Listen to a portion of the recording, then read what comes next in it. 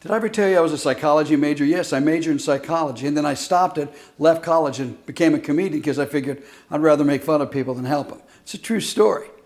Little did I know, though, years later, what I would realize how humor and laughter help people in ways I never would have imagined. And that's what this episode is about, is how humor and laughter can help people going through depression, get them out of the depression, and get that thought out of their head of thinking of killing themselves again. Don't be afraid to laugh with these people you're about to see, because they know the importance of laughing at themselves to keep from killing themselves and from not getting depressed. Dwight and I had just visited with a friend, and it was the captain of the ship he was on when he was in the Navy, and he was dying. He was in his hospital bed, and he had set a calendar up that he was going to complete certain things by certain dates, and then on the last day, if he wasn't dead, he was going to commit suicide. And we were invited. And Dwight and I get out to the car, and I calm down, and I look at him, and I'm thinking about this, and I said, Dwight, what does one wear to a suicide? And it totally diffused it. It totally diffused it. Something's going on now with suicide and depression in the United States. I mean, people have reached a crossroads in their life where they're so sad they're committing suicide, or they stay depressed. So I teamed up with an old college buddy of mine, Dr. Bill Geis, who's a professor of psychiatry. He also studies patterns of suicide and depression. Everybody experiences sadness from time to time. There are sad things in the world, because there are things that really are troubling and really hurtful in your own family, in your own life. First year we had a death of grandmother, uncle, finally my daughter, my dad, my brother-in-law, and 2 or 3 others. And this is in 1 year? About a year, maybe 16 months. But depression is something that lingers a little longer. That was my mom, and growing up, my dad was killed by a drunk driver, and then her mother that came and lived with us, she died. This is before all the deaths she talked about. Our favorite grandmother died, and then whenever I was 12, I was raped, and then I tried to kill myself because I couldn't take the pain from all that. And then later on... Wait. Slow down here. You went through that pretty fast. Yeah. Would you mind repeating that again? All of it. What you personally went through? Whenever I was 12, I was raped, and as a result of the pain and just not knowing how to vocalize that to my parents and not knowing how to handle it, and the kids at school making fun of me, I tried to kill myself. One of the things I think we've discovered is sometimes when depression or any other kind of set of psychiatric symptoms comes on, people become more narrow in their approach to life. And then those symptoms persist because of that narrowness. Gotcha. So what can pop you out of that narrowness oftentimes is helpful. The funny thing is, you talk about humor. I remember my brother came to the hospital room and said, I'd taken a bunch of Tylenol. You know, I saw that in the movies, and I thought, oh, I'd just go to sleep and it'd be that. And he said, wow, that must have been one heck of a headache. My life, comedy saved me. I mean, I didn't fit. I was a kid that didn't fit. I had no way to fit.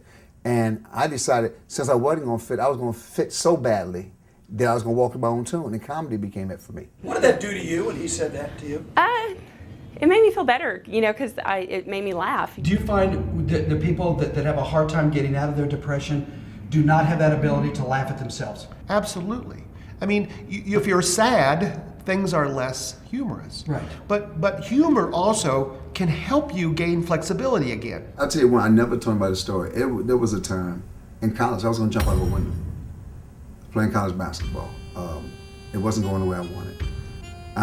I got mad at God. I was in my dorm. I said, you know what? You leave me alone, I'll leave you alone. I said, leave my life alone. I said, you never make it easy for me. You never give me natural talent. You never give me natural speed. You never give me a natural body. I said, I have to work. I said, you make me work for everything. I said, what's so great in the working of it? And I see you give other people things and they don't even use it. I said, what's my lesson? Having a hard time with my ex-wife about the custody of our daughter. Yeah. And I'm laying in bed and I've got a horrible headache. And it's just pounding, man. I finally got myself relaxed, Bill, and I'm laying there and everything was fine. I had a thought about something she said. A thought. Right. I'm just laying there, a thought. And I had a pain go in my eye, up here, shot down my back, and it hurt. You bet. I had a chair, those chairs you got in the dorm room, and I sat up in the window. Those windows open up. And I was just teeter-tottering. And I said, if I fall out of here, I said, then they'll see. Everybody said, oh God, maybe I know that's sorry for yourself. And if I get out here and I lose my life, and then I won't be around, and they'll all feel bad. And the voice said, no, they won't. They'll forget you. and they'll see you as a loser because they'll never know how great you were. He said, you want to piss them off, live and succeed. What happens in our brain where it's just a thought that could just, was some chemical release there? Undoubtedly, but all kinds of, physiological responses are going on at the same time that you think, certainly in the brain. Just remembering right now is a biochemical kind of experience. It ain't worth dying for this coach. I said, I'm gonna be a thorn in his side for the rest of the time I'm playing ball. I said, and I will become great. In the brain, there are billions of neurons, these cells that are neurological cells. And none of them are directly connected. And the fluid that connects neuron to neuron, information exchange from one cell to the next through this fluid process, this chemical process, is called a neurotransmitter. And many people would be familiar with something like serotonin or dopamine or so on. What fascinates me about this whole thing, Bill, is how critical is what you think about. Yeah. I mean, to your mental state, to your being. Right. I mean, if you're thinking bad things, you're thinking horrible things all the time. I mean, it's not only going to make you feel bad, but you're producing chemicals in your body that's going to make sure you feel bad. For as much as we have to endure physically in terms of pain, Jim's neck, my whole body, a lot of times the emotional pain after 30 years can be absolutely torturesome. This was a policeman who was an enormous guy, was a professional football player, and he called me and said, I'm committing suicide. And I said, Jimmy, you kill yourself, I'll never talk to you again. I was literally many times on top of my mother's retirement complex in Lincoln, Nebraska. I would go there to be alone. I would go on top of the roof, and I would always go to the edge. He showed up in the office, mad as hell. Say, for my insensitivity, how could I talk like that? He said, I'm standing there with a gun in my mouth, and you say something stupid. And I said, Jimmy, do you notice something? What? You're not dead. Then he suddenly realized, yeah, you did it. You care, And I would just stand at the edge, and I would think, I could be free by hurtling to the ground like a lawn dart, and hitting my head on that concrete down there. Mm-hmm. And that's a horrible thought, but to have to think. But yeah, but there's a freeing component to that you could finally beat Tourette's, that you could finally be free from the constant pain and everything. But what stopped me from doing that? I'm at the top of a freaking, building 6 stories down, thinking of hitting my head on the concrete, and all I can think of is my mother, like 5, 6 stories down, who always told me, Jim, clean up after yourself. And I'm thinking, if my head hit there, it blew up like an overripe cantaloupe, and how am I going to clean it up? And so I took a step back, and I'm like, yeah, screw it. I first got interested in counseling people who were thinking about suicide in college when I joined the Suicide Prevention Center down in Los Angeles, the first of its kind from the 50s. And I would be on the phone, my very first job in psychology. If you don't laugh at it, you become so bitter.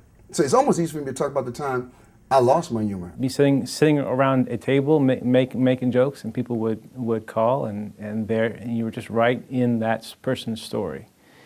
And it got heavy pretty quick. I think there was a period of time almost 10 years ago. I'm still doing stand-up.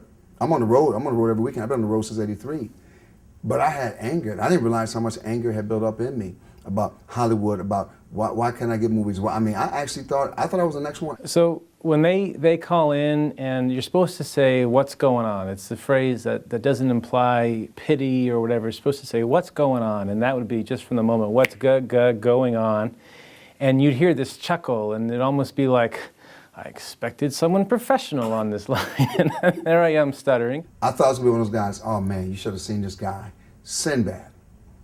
And I never thought it'd be to the point where I was so disrespected, I was looked upon as a joke in the business. A joke. They saw me as a joke. They didn't want us to say, weak lines like, are you thinking about hurting yourself? Are you thinking about doing something to yourself or ending it? They would say, they told us to say, are you thinking about killing yourself? and I could never get killing out. I mean, it would just take 10 Ks, just killing yourself. I used to didn't care. You know, when I was doing comedy, I just moved through. I moved through. But I let anger, you know, it's a strange kind of anger. You're laughing as a clown, but inside I was really angry. I think in everybody's head, when they hear someone stutter, there's just this immediate empathy or pity, or there's this physical thing that happens when you hear it, and it just kind of interrupted that string of I want to hurt myself. I can't be mad at this no more because, I mean, this is what it is. This is the hand I'm dealt. I am the kind of comic that I am. I can't change what I am. One of the things that I realized, just as laughter helps, if you do what makes you lose track of time, you're healed. You're in a trance state. I mean, you don't have aches or pains or an illness. You're doing something creative. For me, that was painting. So every evening I would paint portraits of our pets, you know, our family. And one night it was really funny because I was coming up the driveway and every animal in the house, as well, the family was running away. And I realized they're tired of sit, you know, and I'll paint your picture. Sure. And then they have to sit there for 2 hours. Later on, my son's dad died, and then my son got tumors, and then 3 of my sons, in a period about 6 months, died. One from a lung transplant that didn't go through, another one drowned, another one died of an overdose. So I said, forget it, everybody, I'll paint myself. And I put a mirror up. And I painted myself in a cap, a mask, and a gown, as if I was in the operating room. I didn't realize how sick that was. And why do I say that? I didn't have trouble painting myself hidden. And it took me years to realize what I was doing was burying all that pain. My son, through his tumors, he kept his sense of humor. My son's hilarious, so he, you know, always joked about it. And at first I was like, you can't joke about that. And he was like, well, why not? What turned it? What turned it? I think some of it is family telling me, and some of it was me responding to a patient who said, I need to know how to live between office visits. I don't have to be a failure anymore. I can help people live. See, I can't cure everything, but I can help everybody live. And that's the part. When we started the support groups, you also realized how important humor was to people. Whenever he had his second surgery, they had messed up the surgery, and it created more tumors in his body. And he wanted to watch all the channels that were in foreign languages he didn't understand because he loved dying laughing at it whenever he's on all of his medicine. Humor is just so important. We all need to laugh more. Why? For me, it's vital. I did a day treatment program, which was 5.5 hours with these clients, and you would absorb a lot, and then afterwards you have 2 hours to write your notes, and usually we get done in like half an hour or an hour, and we could leave.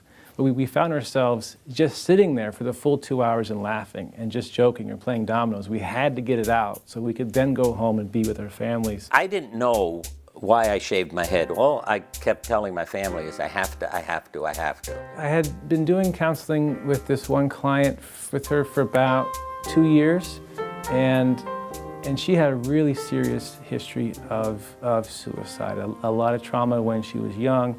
She was a widow in her 30s, and now she's in her 40s, and just can't find a lasting reason to live. What I realized after reading the story by Jung, he's talking about a myth in which the hero's head is shaved. And he said this is like an initiation, similar to what the monks do, called the tonsure, T-O-N-S-U-R-E.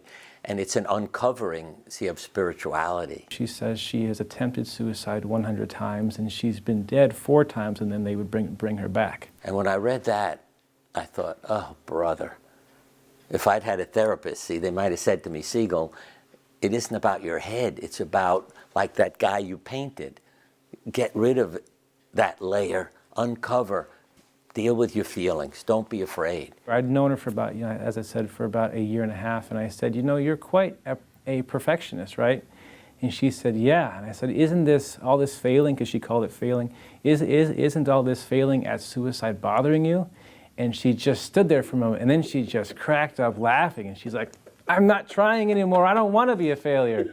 And that's the thought that comes in her mind when she thinks about it again. I don't want to be a failure. And for her, it works. There certainly are genetic reasons that for some people, that they're more likely to be depressed. But most of us, I think this is our society, get numb or get distracted, don't feel. It's scary. Are you genetically born with that, or is what you experience as a kid and grow up with that's going to determine, or is it both? There's always that interplay back and forth. So it's not either or, but it's Right. any combination there and there. But there are some aspects of genes that are very important in understanding this. We should never be blaming somebody for being depressed. Well, that wouldn't be an American. Yeah. Come on. Wouldn't be American if we couldn't blame somebody That's and not right. take responsibility. That's right. See, we're coaches. And if they're not willing to show up to rehearse and practice and put in the time, we can't do them any good. At the suicide hotline, it was actually a pretty small room, just a bank of phones around the edges, and there was this table in the middle that we would all sit in when we weren't talking on the phones.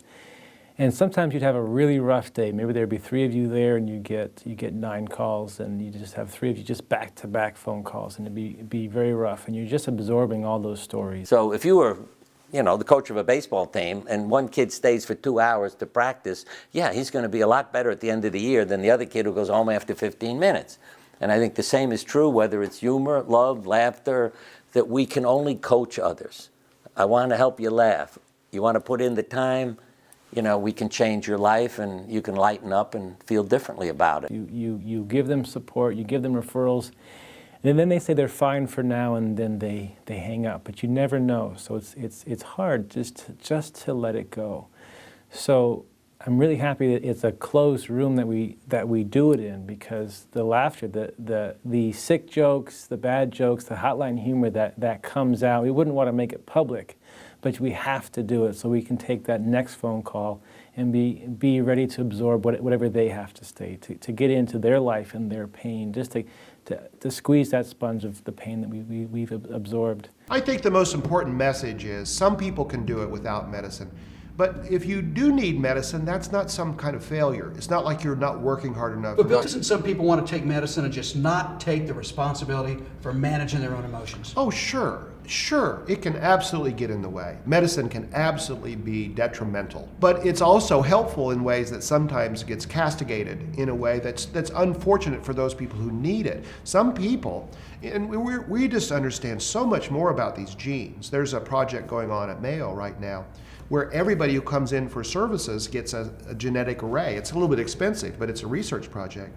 Because then, if we really know the genes, you can really target where medicine might be helpful or not. There may be some people thinking, how can a therapist who's supposed to keep what happens in therapy confidential talk about these people and these stories and even laugh with them or seemingly laugh at them? And that's something that's very much critical to what I do. And I wouldn't be on here talking about this without their permission. We talked about it in session, and I was worried about what they would think.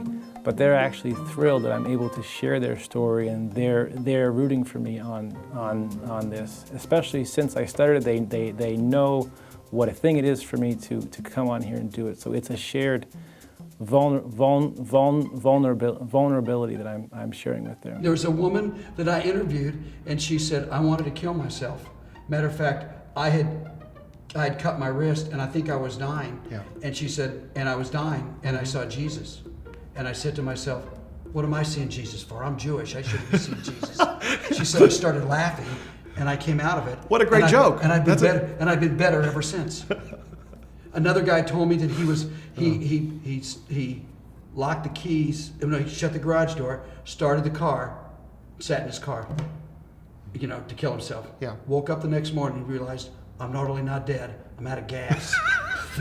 There's the punchline. Right. If you But can they get to the saw that, punchline. but they saw that. Yes, that's right. If you can get to the punchline, then something has happened. The thing that I tell my clients, about laughter when I start with them is that it's very important to their growth as a person. Because if there's a whole bunch of bad, and you can't experience anything that's remotely kind of good, you've lost all balance. It doesn't take away the hills that they have to climb, but it greases the wheels of their engine to get up that hill. We can't remove the hardships, but why not laugh at it and help get up that hill much quicker and easier. You just have to use this, to help educate people who don't understand. On a regular basis, people who can stay more limber in the flexibility of their thinking probably can cope better. Self-care is the idea of being able to laugh or go on a vacation or somehow squeeze that sponge out by laughing. You start laughing, you change your chemistry,